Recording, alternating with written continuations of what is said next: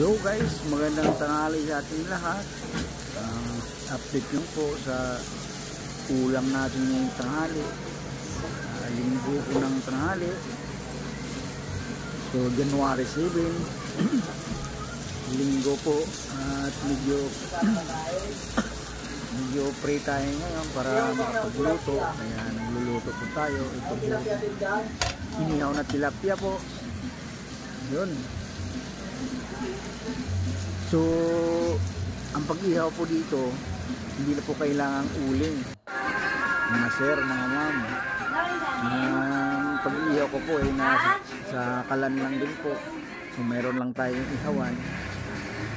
So, yun, hindi na less hassle na kasi wala nang uling-uling. So, meron tayong gulay, ayan. Yung gulay natin, okra. Marami pong klaseng gulay po yan, mga ma'am, mga sir.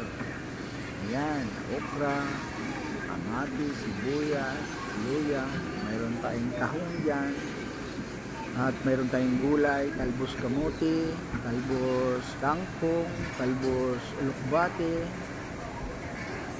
tsaka ano pa, pitsay, mayroon din tayo dyan. So, iyan na po ito na po yung finished product natin sa inihaw na tilapia.